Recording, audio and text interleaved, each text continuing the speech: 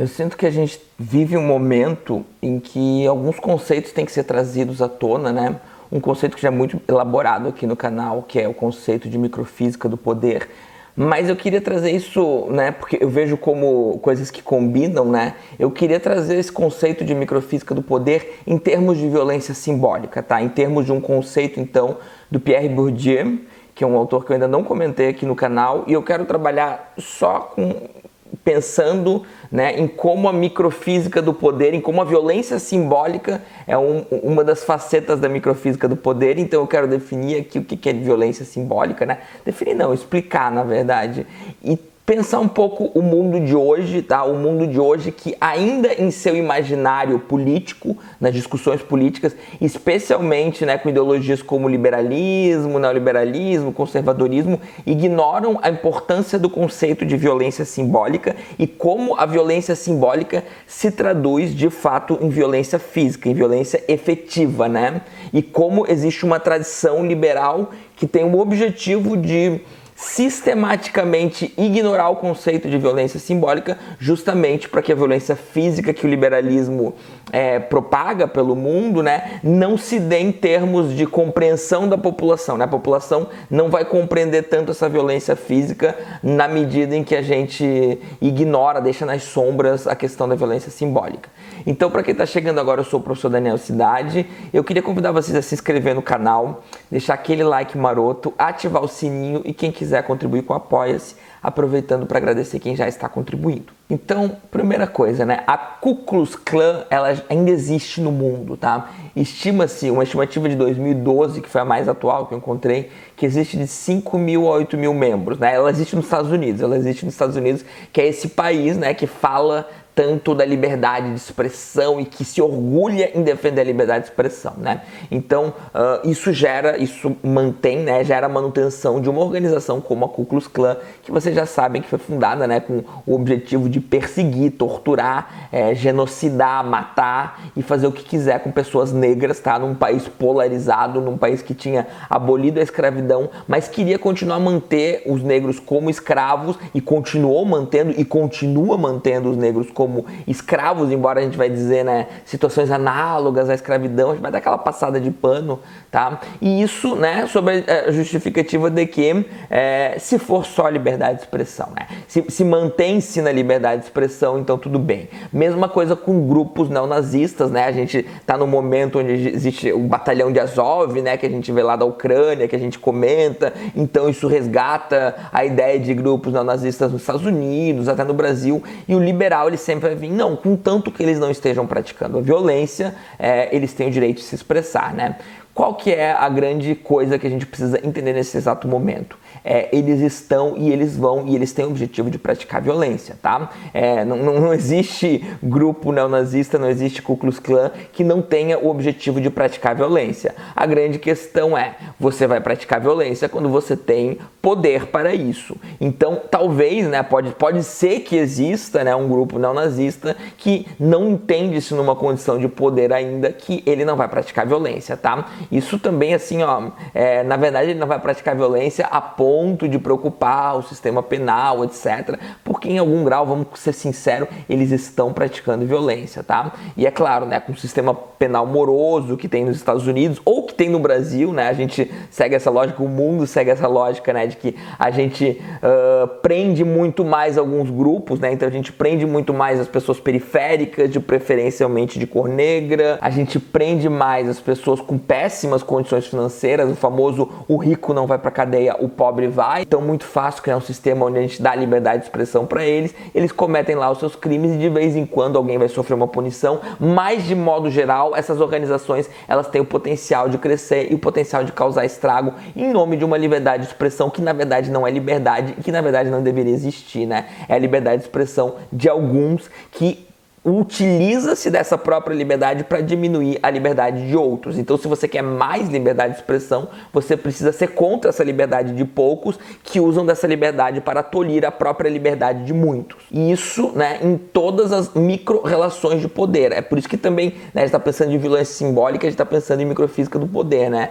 Pequenos grupos, né, uma Ku Klux Klan aí que 5 a 8 mil membros é um número inadmissível, ao meu ver, mas se você pegar a quantidade de milhões que tem nos Estados Unidos, é uma coisa que se dilui, né? Então, nessas micro-relações de poder, né, pensando que quem está na Ku Klux Klan é só os racistas mais radicais, né? O racismo está espalhado em vários graus e, claro, isso joga aquilo que a gente chama de curva de Overton, né? As posições que são toleráveis na esfera pública muito mais à extrema direita, né? Se existe a Ku Klux Klan, o que é a pessoa que tem um racismozinho ali velado, sutil, né? É quase uma pessoa normal, uma pessoa inserida no contexto. Mesma coisa com o neonazismo. E isso leva, né, a Kim Kataguiri, Fernando Holliday e o famoso agora, né, Arthur Duval, que são a favor da liberdade irrestrita de expressão, tá? Quando o Monark fala lá que ele é a favor da criação de um partido nazista, etc., ele está simplesmente mimetizando aquilo que o MBL defende. Aquilo que o MBL defende, assim, explicitamente desde o seu fundamento e não parou de defender, tá? Então, o Monark, ele que nem é do MBL, foi pego para Cristo, mereceu, né? Porque estava num enorme podcast aí com muita visibilidade, falando muitas besteiras, né? Ele já tinha inclusive defendido o direito de ser racista, etc. Então, a gente está falando do ideal liberal, tá? A gente está falando do ideal liberal tal como ele se encontra, tal como ele é, tal como ele sempre foi. Defender a violência simbólica sobre a bandeira de liberdade de expressão e isso como se isso não causasse nenhum dano físico, né? Se não causa dano físico, não tem problema, né? Uma das premissas do liberalismo é que a violência simbólica é aceitável. Então, partidos neonazistas, Ku Klux Klan, etc., se não praticam violência física, violência efetiva, né? Se bem que a violência simbólica também é muito efetiva, muitas vezes mais efetiva, é porque eles não têm oportunidade, tá? A gente precisa entender isso. É simplesmente uma questão de poder. Se conseguem se expandir, né? Digamos que um partido neonazista ou a Ku Klux Klan conseguisse eleger um presidente da república, por exemplo, a coisa ia ficar feia, tá, gente? A coisa já tá feia, a coisa ia ficar mais feia ainda, porque, né, é a supremacia de uma extrema direita no poder. Então isso precisa ficar claro, gente. A violência simbólica, ela é uma maneira de você ordenar grupos, de você organizar grupos que têm o objetivo de praticar violência física e que de repente no contexto se encontram, não tem a possibilidade ainda ou tem a possibilidade de praticar microviolências, né? Essas microviolências no sentido de uma nação, né? Essas microviolências muitas vezes resultam na morte, né? Então quando um policial né, mata uma pessoa negra, ele está praticando uma violência que não daria nem para chamar de micro, né? Mas ele está praticando uma violência baseada nesse racismo que é corroborado por uma violência simbólica.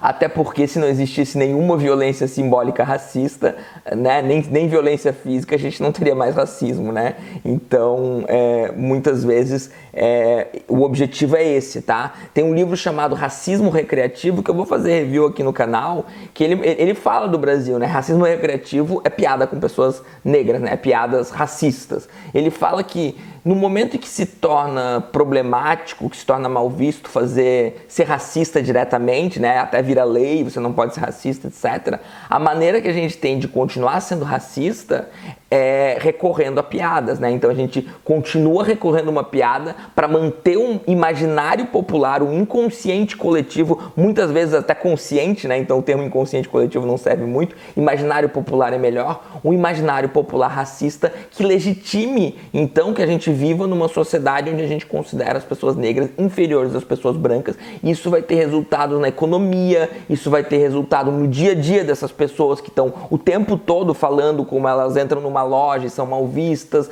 como a polícia para mais elas em blitz, como a polícia é mais violenta e como a polícia mata mais elas e como o sistema carcerário encarcera mais elas, tá? Então a gente usa toda essa violência simbólica para permitir a violência física no cotidiano. Então essa separação onde a violência simbólica pode ser permitida contanto que não resulte em violência física é simplesmente um malabarismo liberal conservador, para que a gente possa efetivamente ter a violência física na nossa vida. E ela vai mais, né? A própria Hollywood é uma violência simbólica, tá? A própria Hollywood apresenta estilos de vida e nesses estilos de vida as pessoas ricas são predominantemente brancas, as pessoas, claro, tá mimetizando a própria sociedade norte-americana, mas a violência simbólica tá em tudo quanto é lugar, ela tá nas famílias, né? As famílias que quando criam certa moral onde, eu não quero filho gay, etc. Isso já é violência simbólica. A criança já nasce, né, já cresce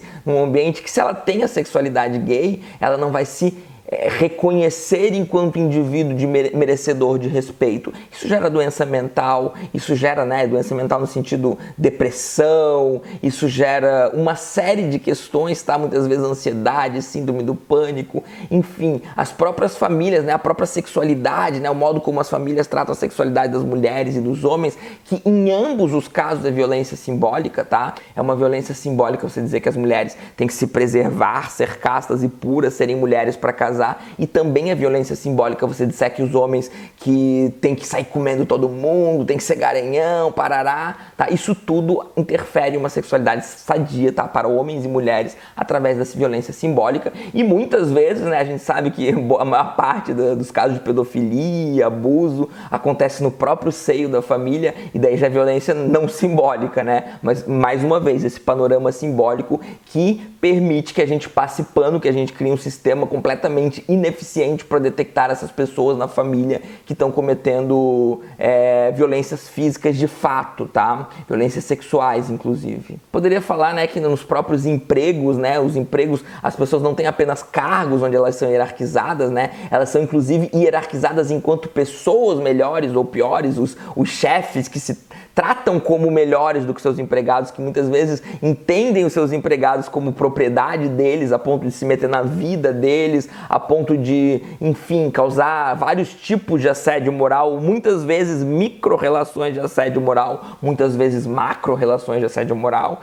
Então, a gente tem esse jogo aí entre a violência simbólica e as micro-relações de poder, tá? Poderia falar nas escolas também, mas enfim, né? Eu acho que vocês já entenderam o ponto. A violência simbólica abre as portas para a violência real, tá? Se você empodera com sistemas governamentais, grupos neonazistas, Ku Klux Klan, um monte de coisa que são grupos que existe no mínimo uma latência de violência em seu fundamento, vai aumentar os índices de criminalidade desses grupos com toda certeza. A própria guerra às drogas, tá, é uma violência simbólica. A guerra às drogas, ela tem o objetivo de pegar uma parcela da população e tratá-los como inferiores pelo uso de algumas substâncias, tá? Então, inclusive, né, independente de quais sejam essas substâncias, né, você pega o álcool, que é uma substância extremamente problemática, 20 vezes mais do que a maconha, por exemplo.